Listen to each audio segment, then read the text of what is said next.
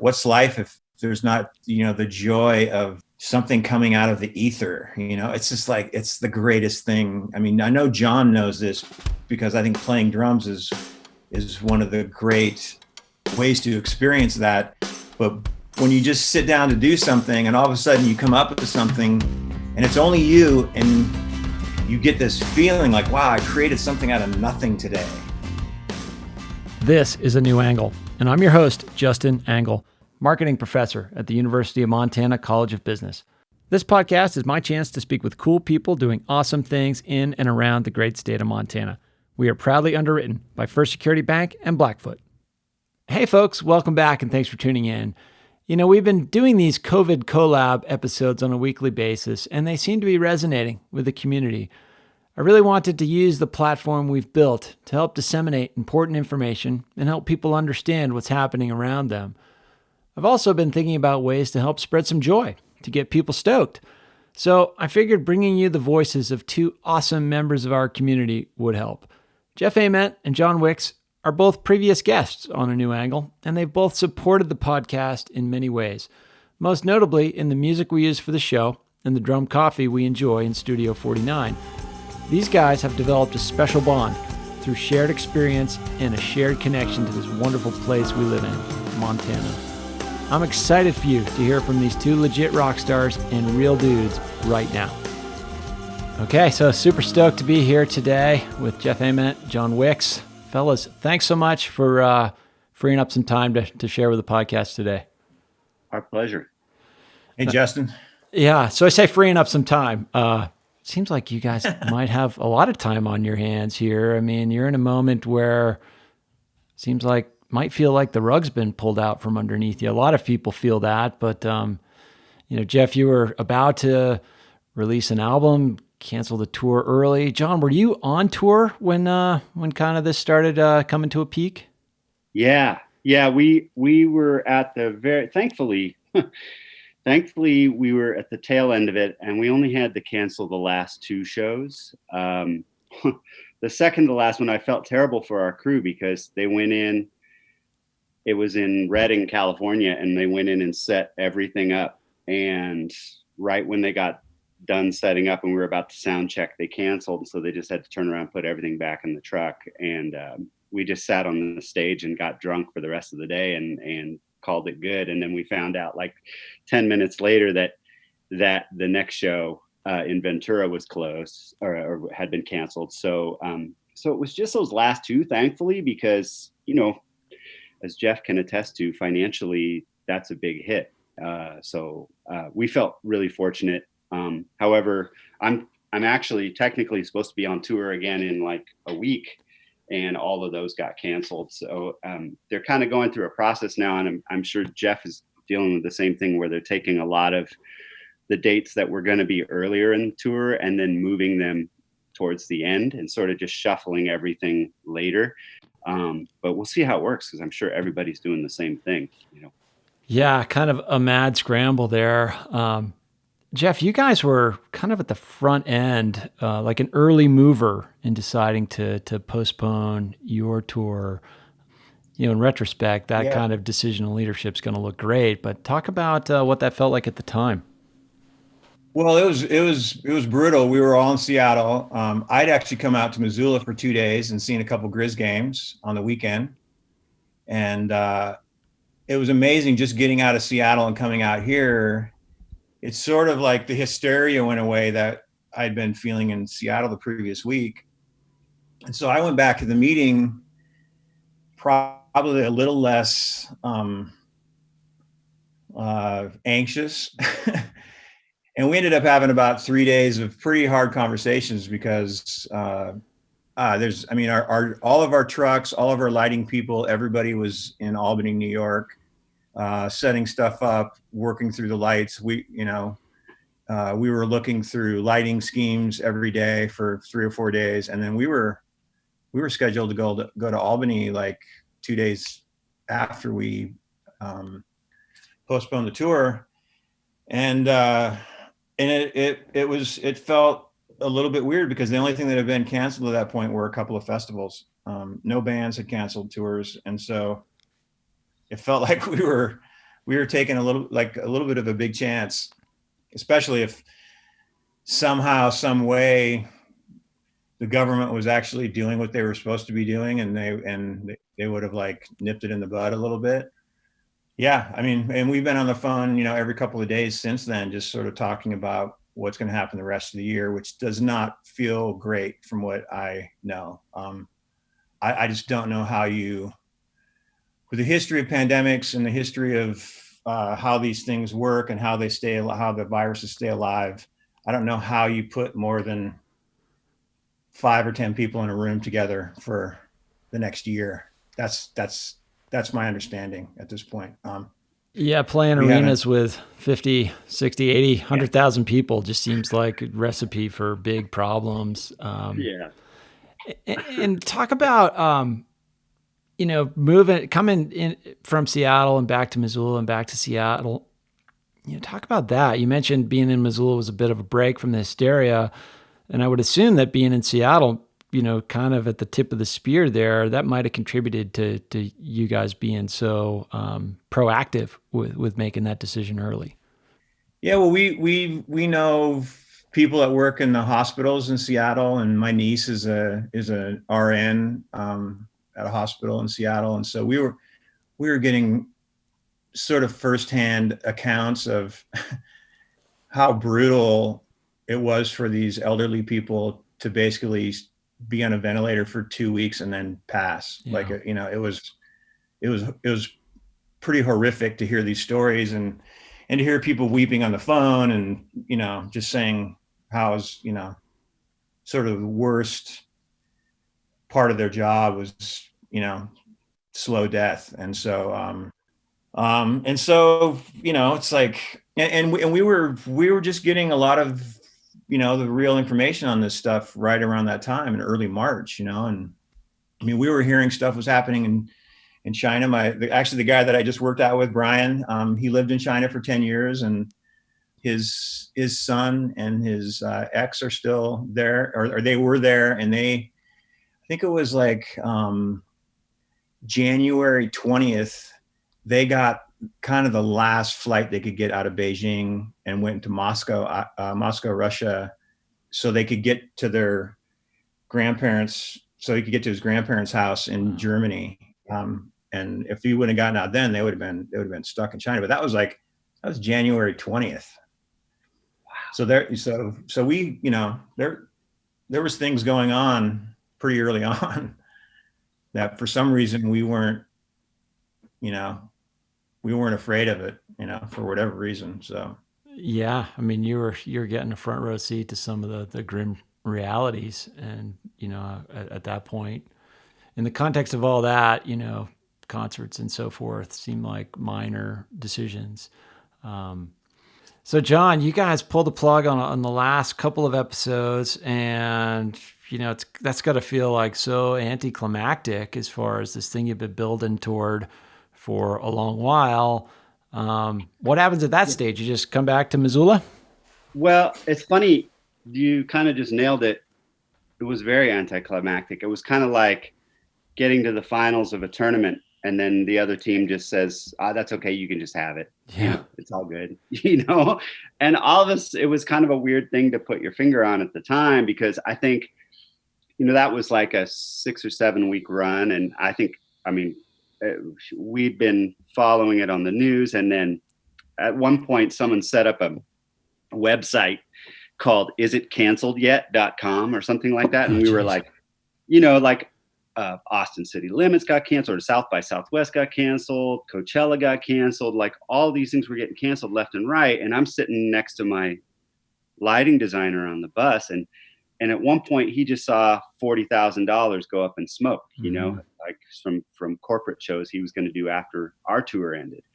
And so, everyone was pretty stressed out. And I think we were pretty crispy at the end of, that run, and we were pretty stoked for the tour to end, but then we didn't want it to end that way. It's sort of supposed to be a celebratory thing at the end of a tour.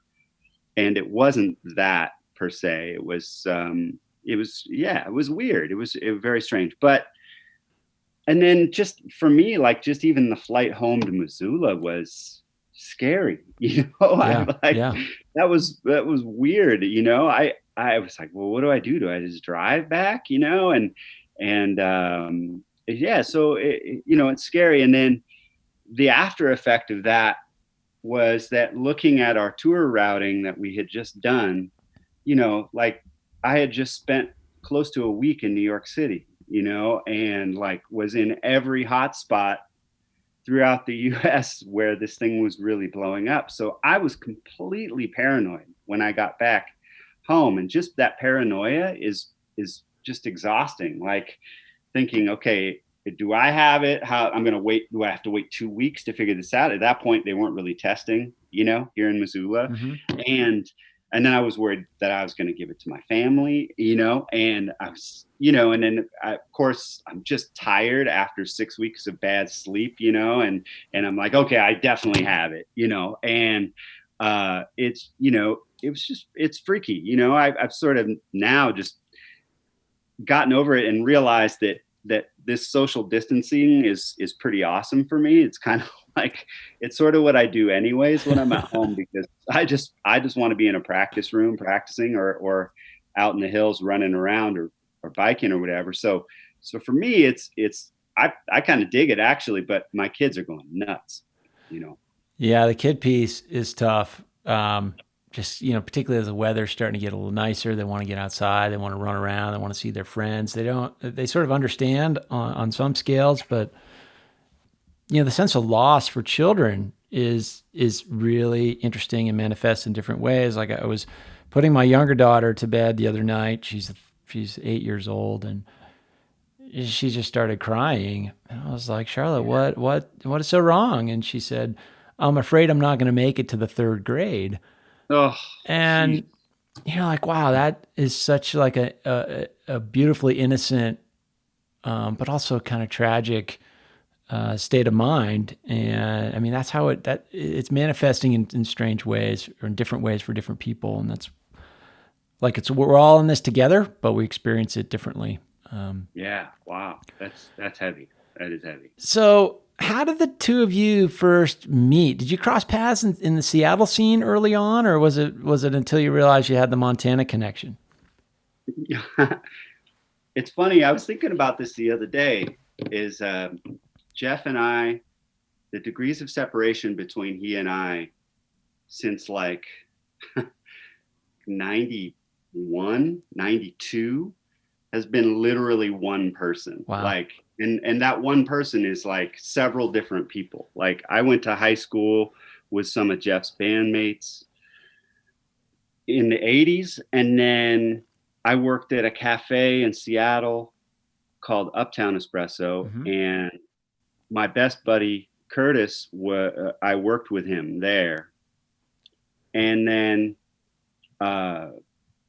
I moved on and sort of like lost touch with Curtis, and Jeff had also was dear friends, or is dear friends with Curtis as well, and continued to be. And I sort of lost touch, but Jeff and I really hadn't met other than I used to make his coffee, you know, and that was about it, you know. And but it's crazy, like how many folks, you know, I growing up in Seattle, obviously in the music scene there, even though I wasn't, we were in different worlds. At that point, Jeff was, you know, had gone to the moon, you know, and that his band, you know, it was another level.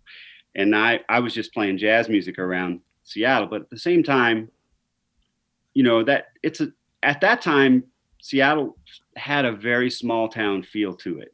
And we had a bunch of friends in common. So anyways, that's my long roundabout way of saying I had moved back to Missoula with my wife, Jenna, and our buddy, Charlie Beaton, Yep.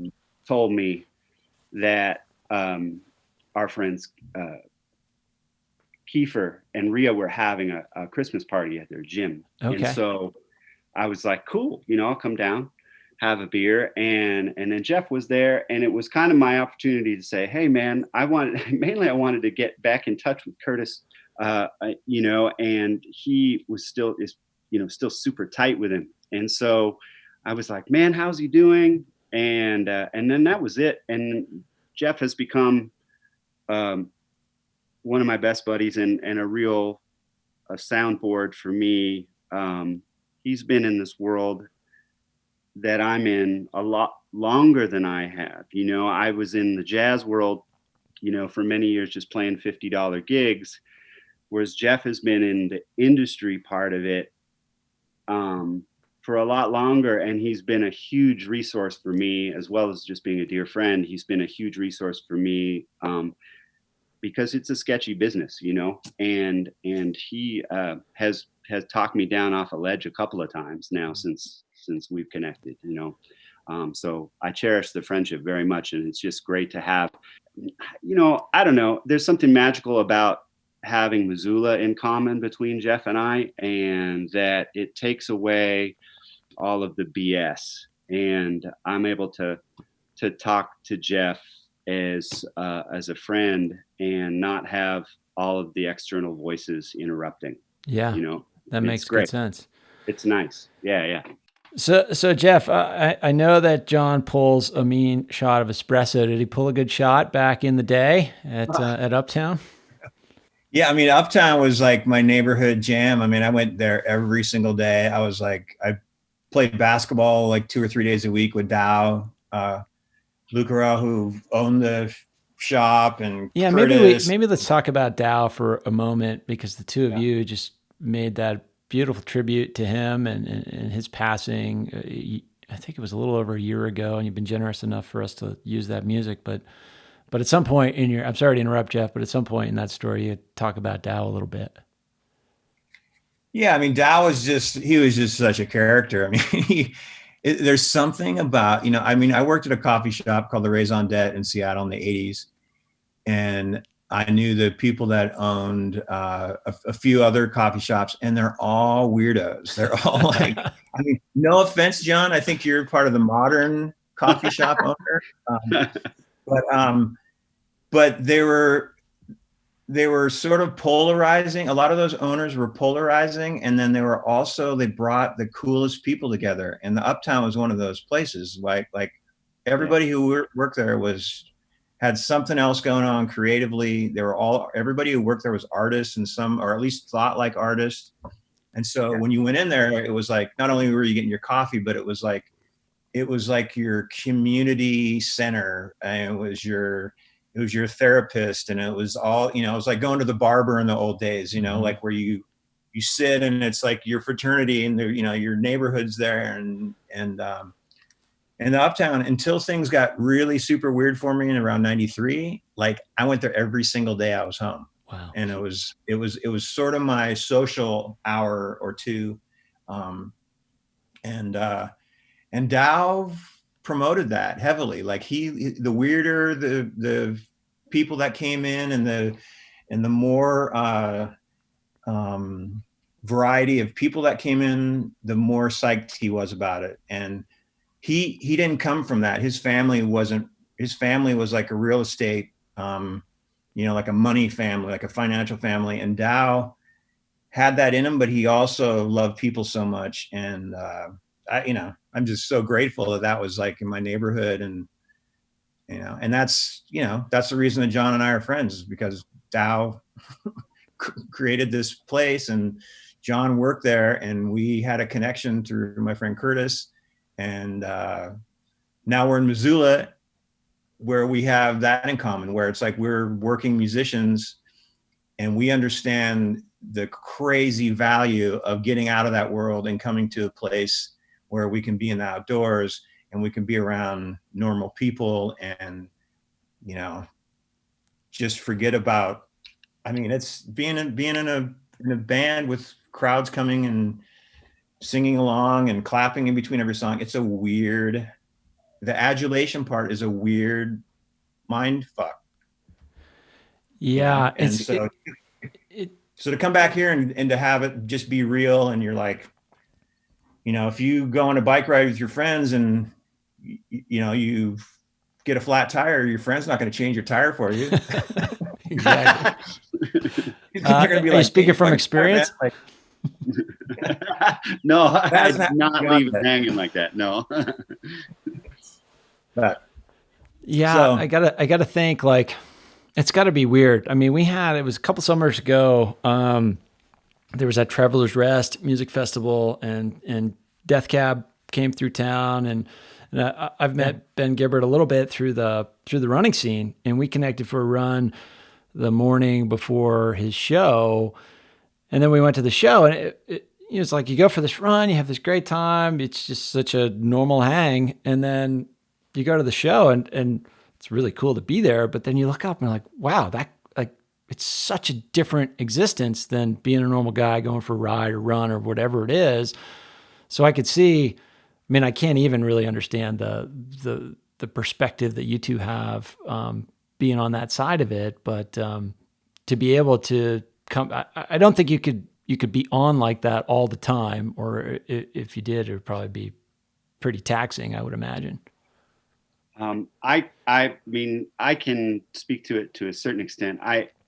You know, I can't even fathom what Jeff's dealt with, since what we were talking about, since 93 or whatever. That level is a whole nother level than I can speak to. But what I can speak to is, it's such a drastic lifestyle change, especially being in quarantine right now, like Yeah. going from a different city every day, 6 shows a week, different city every day, to coming and not only being in the same city, but not being able to leave your house is, it's pretty trippy right now, even though, like I said earlier, I enjoy being, isolated and practicing and working on my craft. That part of it I like, but it's a very different lifestyle. You go from having a tour manager who does basically everything for you and just pushes you on stage, and you just do it for an hour and a half, and then you're done, and then you eat pizza and you go get on the bus, and and that's it, to coming back and having a mailbox full of bills and kids,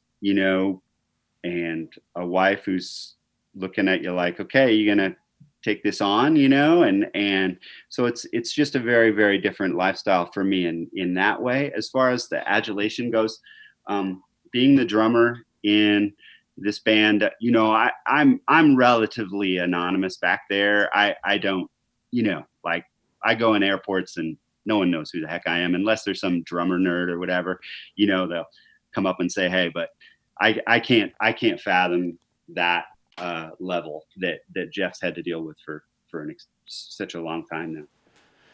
And Jeff, how about, I mean, I want to talk about the new album, a little bit, but within that, like, I would have to assume there's sort of a natural rhythm of some kind to building an album, releasing an album, and then going on tour to promote that album. And when you're recording, I don't know if you're sort of thinking of some of these songs, how they're going to play live, and some of that, but can you maybe talk a little bit about, like, what that process has sort of traditionally been for you? And then, this situation has been so different. It has to be very disruptive. yeah. Well, I mean, the unique part about making this record is we started this record 3 years ago, Okay. and we started doing it just on our own with Josh and John, who are guys that sort of work in our warehouse studio that we just built 3 years ago. And we thought maybe in the middle of it somewhere we would have Brendan O'Brien, who's been involved with most of our records.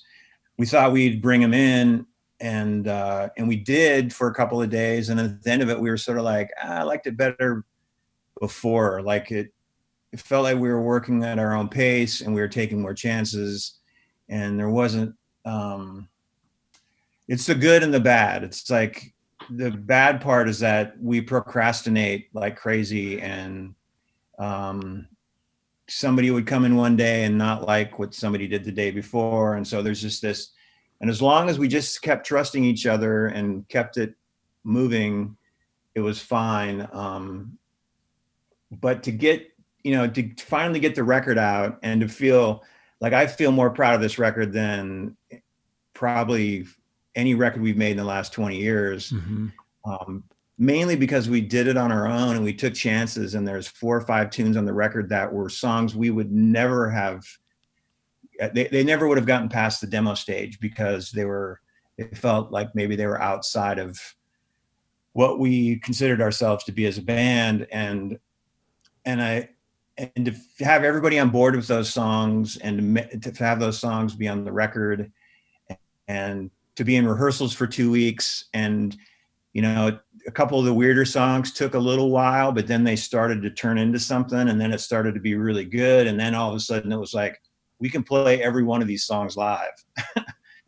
And that's such an awesome process, especially having been in a band for 30 years, like to feel like we're doing something new still. And John can attest to this, like music is so vast, and rhythms and melodies and the possibilities of making music are so vast that when you can break through, you know, to a new level with a group that you've been doing it with for so long, it's just such magic. It's like, you know, and you know, like John was saying, being comfortable here and being in his, you know, practice place and working up new things. I mean, being a drummer, it's like, you know, the possibilities of what you can do with your 2 legs and your 2 hands are infinite. And so I think we both understand like that this is a lifelong journey,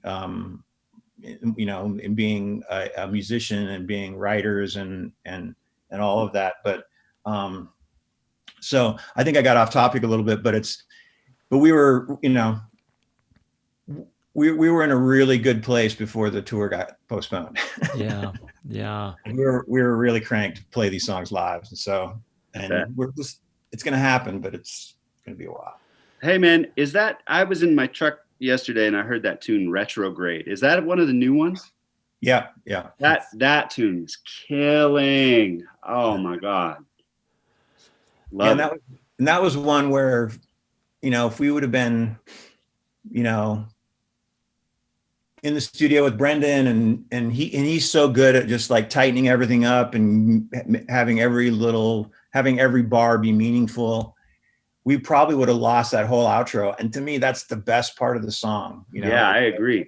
It's like, I mean, the front part of the song is amazing, but the fact that it goes into this, you know, Space Jam at the end, and yeah, it's really nice.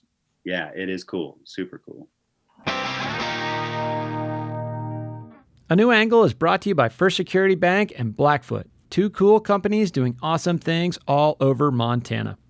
Hi, this is Steve Albini, and you're listening to A New Angle. And at what stage of that, I mean, it's probably different for different tunes. I mean, there's probably tunes where you start, I would imagine, thinking about how it would play live early on, and then others, like you said, it kind of takes you a while to sort of figure out how that would translate. Is that at all part of the calculus with making music?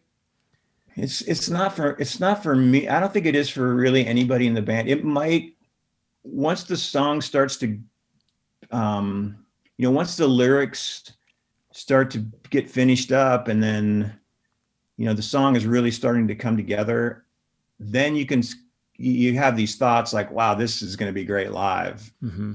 And Ed, almost every record, there's a lyric or two that you just know that the crowd's going to respond to, like, you know, that's going to be inclusive and going to, like, it's going to provide a connection, that's, you know, Ed has many strengths, but that's like my favorite thing about him is how he can write something that makes everybody in the room feel like he's talking to them. And that's, and there's a few moments like that on this record. Once we started rehearsing those songs, it was sort of like, oh, live, this is just going to crush, you know? And some of them are more rock moments and some of them are quieter moments, but I my favorite moment in, you know, the Fitz and the Tantrums has been a band for for 10 years now. And like 2 records in, we had an opportunity that we haven't had on any other records, which was we wrote these tunes, and then before a single was chosen by anybody, we had the opportunity to play them live and see the reaction. And, that was when like Out of My League came out and The Walker came out. And it was so immediately evident which ones should be the singles because we played them, live, and saw the reaction and got the feedback from the crowd. So that, and I'm not sure why we haven't done it that way again. I am sure why. It's because you get too many voices that want to be heard that are outside of the group. But it's a drag, because it was such a beautiful thing to have that and have basically that decision out of our hands, like it was just made for us, and it was, and so that was really cool. And I wish we would do that again. It's pretty great. So I got to think for both of you, I mean, you've got with Pearl Jam so many years in the bank, and with Fitz 10 years and counting.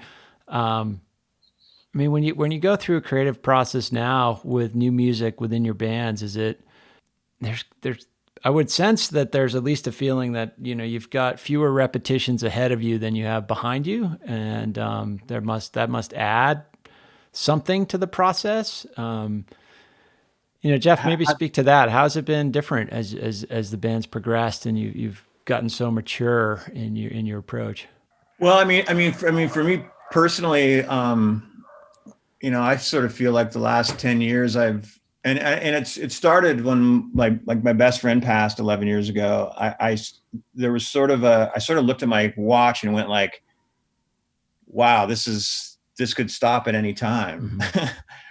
And I sort of like was reinvigorated by that. And it's a part of my day. A part of my day is like I go in and I try to write something, like it could be a lyric or it just could be a beat or a melody or whatever, but I try to get something moving every day. And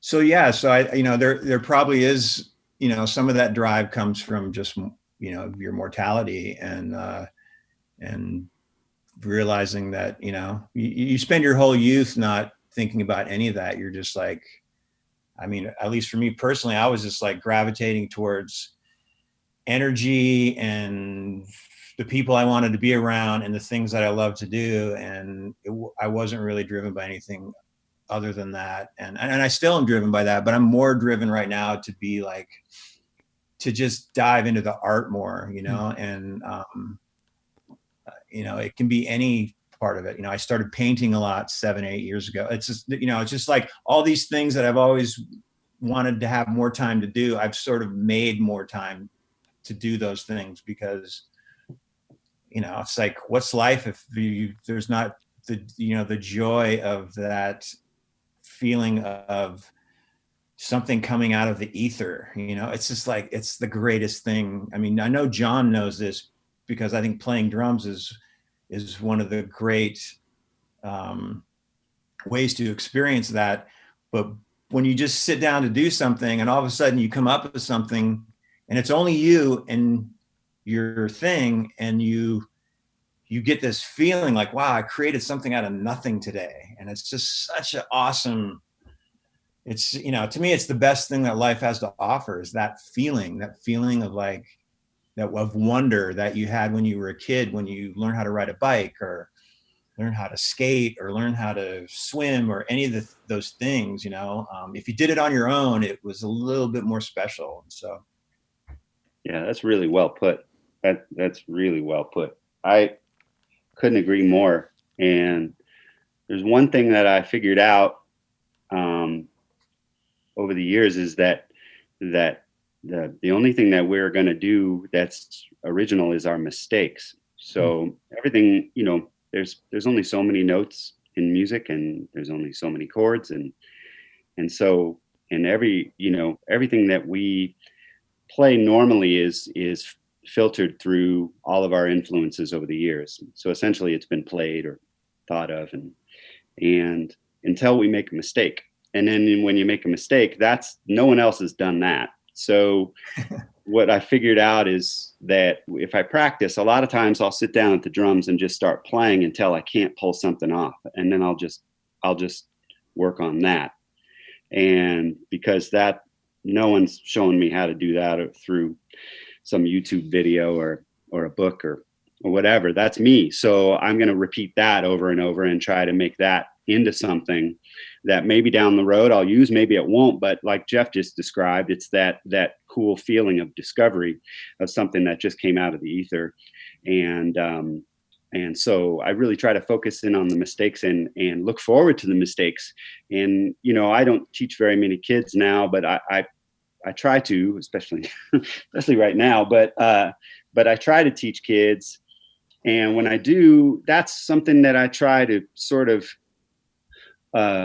instill in them is to be okay with making mistakes. And once they do that, once they realize that it's okay for them to make mistakes around me and around themselves, is their whole demeanor changes. And that childlike quality that Jeff just described is something that I want them to hold on to as long as they possibly can. And that's, that fear of making a mistake is definitely something that I think truncates childhood way too quickly. And so with my own kids and with kids that I teach, I try to say, okay, what was that you just screwed up? Let's repeat that, you know, and give them license to look forward to the mistakes. Yeah, it would seem like a time right now. We mentioned this before we started recording that, you know, the two of you in particular, like you're holed up, you got the self-isolation thing. And, you know, Jeff, you mentioned you're trying to do something every day,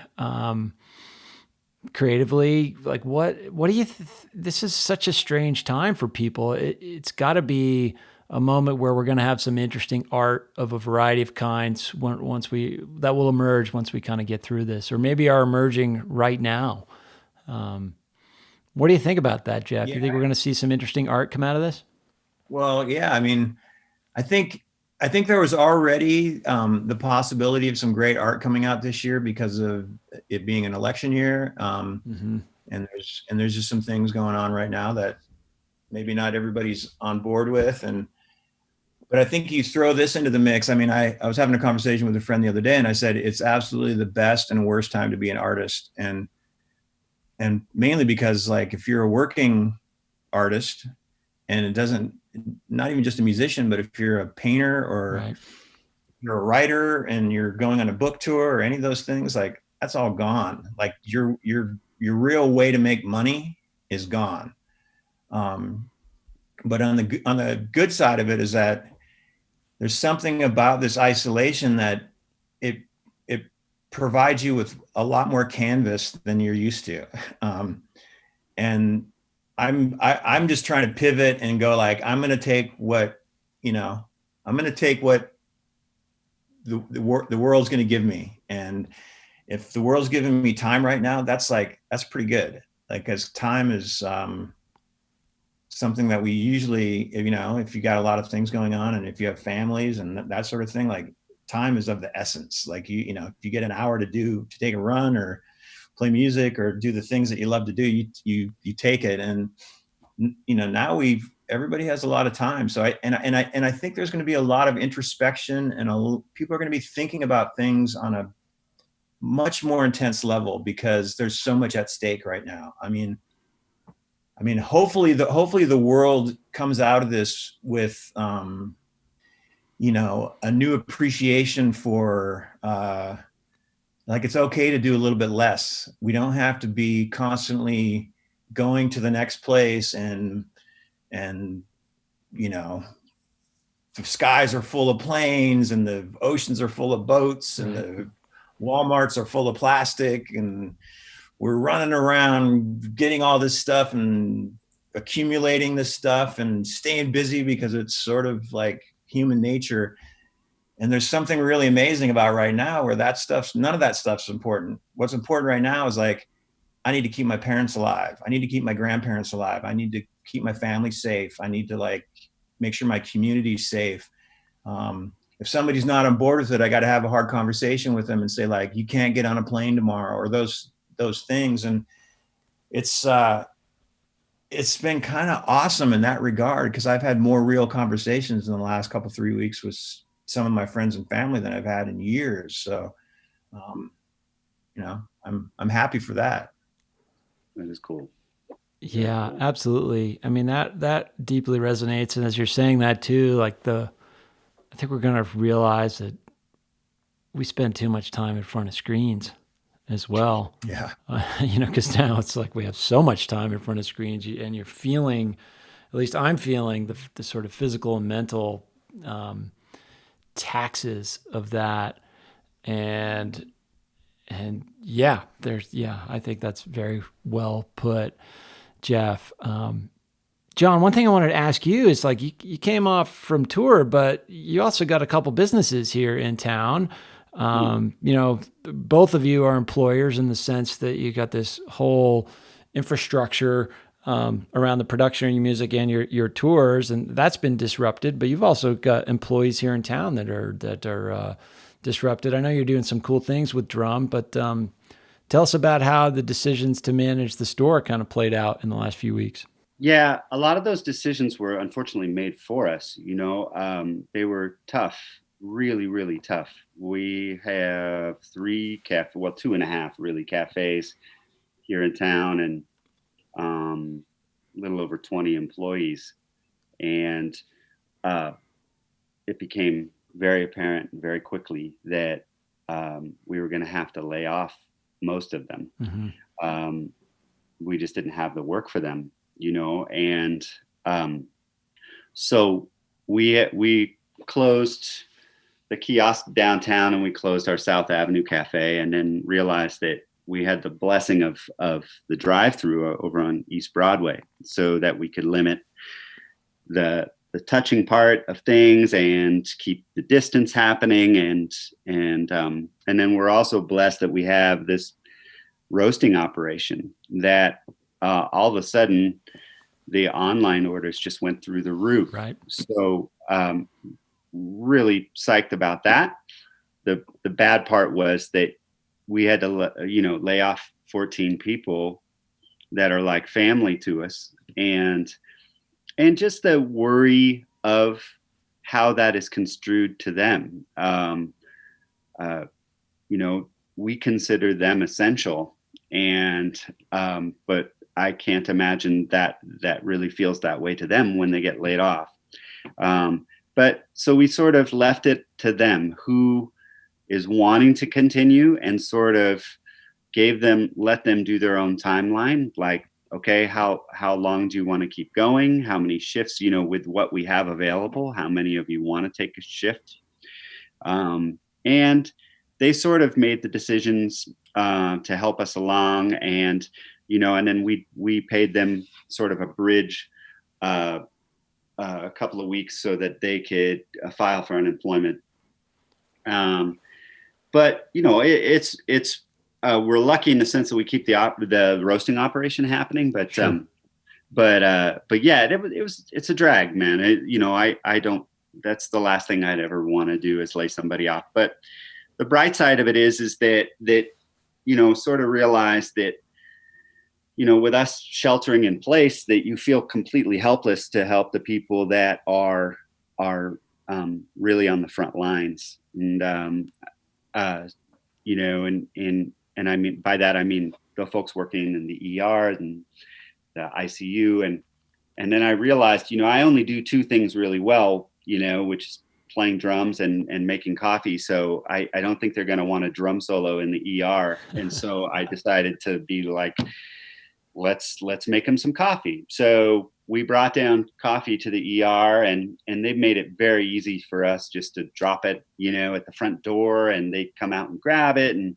And so that we're safe. And then I realized that felt really, really good, and everyone should feel that good. So we just did literally one Instagram post and said, hey, if you want to sponsor a coffee delivery to the ER, then click this button and we'll do it. And it just, within the first 5 minutes after posting that, I think we had like 20 orders. Wow. Like in 5 minutes.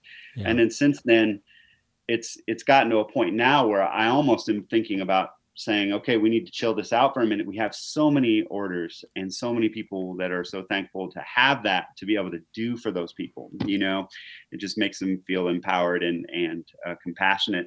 And so I just get up at 5 and go and make a ton of coffee and then deliver it to the hospitals. And the hospitals, I almost get to tears every time I do it, because what really strikes me is just how thankful these people are for something as simple as coffee. And I can't imagine what they're lacking. If they're that thankful for coffee, I can't imagine how thankful they'd be for the proper equipment that they need and the masks that they need and that kind of thing. And it's amazing just the reception that I get every morning and every evening when I deliver this coffee. It feels so good, and I'm so thankful to everyone that's sponsored to deliver. I'm happy to do it. Yeah, thank you for that. It's been so well received. Yeah. Thanks, man. Jeff, I got to think, as John's laying that out there, I mean, you've been a huge part of creating spaces to congregate here in Montana, the skate parks. Skateboarding is a really interesting activity. It gets people outside. It gets them congregating. It's a risky activity. You can get injured. How have you kind of been thinking about that activity and the parks and how to be responsible right now? Well, I know that the Missoula Park right now has they put some signage up. I think the Parks Department put some signage up about a week ago. And I think it was like, you can still enjoy this place, but you got to be 6 feet apart and you got to be smart about it. Yeah. And I know a lot of the older skaters have been repeating stuff through their, Instagram posts and stuff saying like, look, you guys are blowing it. If you guys are all going to sit in the corner next to each other, like they're going to close this thing and nobody's going to be able to do this. And so hopefully it's an exercise for young people to just sort of like understand, like if they, it's that thing, like when you were a kid, if you screwed up, then the whole PE class had to run lines. Right. And you don't want to be that guy. Or that girl. So, that is the good thing about it is that you can, we drove up to the bison range yesterday just to get out and hear some songbirds and, see some animals and just get out of our house. And we stopped in St. Ignatius to let the dogs out. And I always stop and take a couple runs at the skate park, and there was nobody there. And then a car pulled up and 2 kids got out and they kind of looked at their parents. They looked at me like, and I said, hey, I'm just about done. Like I said, I'm just going to take one more run and the park's all your guys's, or whatever. So it was cool to see, like, it was like an 8-year-old and a 10-year-old or something. And you could tell that they knew like, maybe we shouldn't go over there next to that guy because he could have the virus and so, as long as everybody's responsible with how they're handling things in the outdoors, I think it's, I feel so lucky to be here and to be able to like, just go get on my bike by myself or walk the dogs, out into the woods. It's like, I couldn't imagine like when I was 23 years old living in an apartment building with 4 other people in the middle of a Seattle winter. If something like that happened, you'd be so screwed because you'd literally be stuck in your apartment and you wouldn't have a job. And, and like a lot of people, in cities right now, they're just stacked on top of one another. And that's kind of the thing that's the reason why it's worse in New York, and the reason that it's, worse in Milan and these places that, that are getting hit so hard. It's like there's thousands of people sharing an HVAC system, you cannot get away from it, and so, I feel so lucky to be out here, just crazy. Me too. Yeah, we're definitely fortunate that we can get outside, get space, and socially isolate responsibly with so much ease relative to other places. That's for sure. And I think you hit the nail on the head, Jeff. That it's really incumbent upon all of us to be leaders and to sort of just model good behavior. The fact that that 8-year-old and that 10-year-old kid were kind of feeling that instinct to do the right thing that's really great to hear. Yeah. So certainly super stoked that you guys were willing to share some of your time with us, and it's great to hear both of your voices, and great to hear that you're both getting out there and making the best of a tough situation. We've talked about a lot of things that we can get sad about, a lot of things that we can get happy about. But I'd love both of you to sort of end us with one thing that you're hopeful about right now. Well, I'll start, and I'll say what's made me hopeful, and I'd like to just spread this message is that, I hope I don't sound preachy when I say this, but with one Instagram post, I was able to provide, hundreds of people an avenue to help, just to give them the satisfaction of helping people on the front lines. And what I notice is that we all like to get on social media and we like to point fingers and vent. And that feels really, really good for a minute. But I think it gives you the illusion that you're actually doing something. And in reality, it's not really getting anything done. And what I realized from posting that one Instagram post is that that's a really cool tool to use. And it was humbling for me because I'm that guy, like I go on Twitter and vent and like do that kind of thing. And I realized, let's use this tool for good, and I'm excited to see the different ways that people are using it for good. And because we are isolated, but we could have been isolated, 20 years ago when we didn't have this beautiful internet thing to keep us entertained, and that would have made it really tough, but now we have this thing, and let's use this tool, that we have. And then also as we were talking about, I'm really excited to see what comes of this artistically. Like all of the great hip hop, in my opinion, all of the great hip hop and all the great punk rock came out of times like this. It wasn't because money was thrown at something. It was because quite the opposite. And it was out of doing the most with the least and hardship. And so I'm excited. So if there's something that's positive, I think it's those two things: using this social media stuff for good, and hopefully getting some great art out of this thing, and some stuff that's going to stand the test of time. Yeah, I think that, that's great, John. I think I'm a lot of what you've said, I'm sort of echoing. And, I think on a bigger picture thing, I hope that there's a big pivot in how we operate as a capitalist society. Like, I think there's a part of me that just hopes that we need less stuff that's not essential, and that allows us to sort of like pay more attention to one another and be more empathetic, and not let like money and sort of shallow things like dictate our being. I think there's a lot we can learn from this isolation, and just being more thoughtful with one another and caring for each other more. And I feel a real connection to the whole world in a way that I don't know if I've ever felt in my entire life, because I know people in Italy, and I know people in Spain, and I know people in these places that are getting hammered. And so, you feel this big connection to the whole planet. And that's kind of awesome. It's kind of awesome to sort of feel like you want to help your fellow man, and you want to figure out ways, like, if we get through this, like, how can we do what we do better, and be more appreciative for what we've been given, and use those tools to just help fellow man. I mean, there's before this happened, there's so much poverty, and there's so many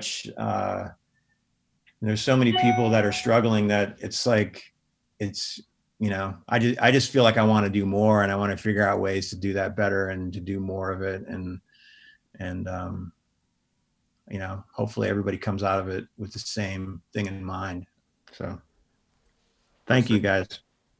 Yeah. Thanks to the two of you. You're such important voices in our community. People, love hearing from you and love the leadership you've brought to make this particular place and other places better. Can't thank you enough for spending some time with me today. And be well, stay safe. I look forward to a time when I'm part of a crowd watching you guys on stage do your thing. So hopefully that'll be sooner than later. Yeah, man. Awesome. Thanks for having me. Thanks, Justin. Okay, that was super fun, thought-provoking, and inspirational. Check out Pearl Jam's Gigaton. It is an amazing album. Listen to All the Feels, the latest from Fitz and the Tantrums. Sponsor a drum coffee delivery. But most importantly, take care of yourself and others. Be well and take good care. Thanks for listening to A New Angle. We really appreciate it. And we're coming to you from Studio 49, a gift from University of Montana alums Michelle and Lauren Hansen. And remember that A New Angle is supported by CED, Consolidated Electrical Distributors. These guys pretty much sell anything electrical you would ever need, but they also hire a ton of our students.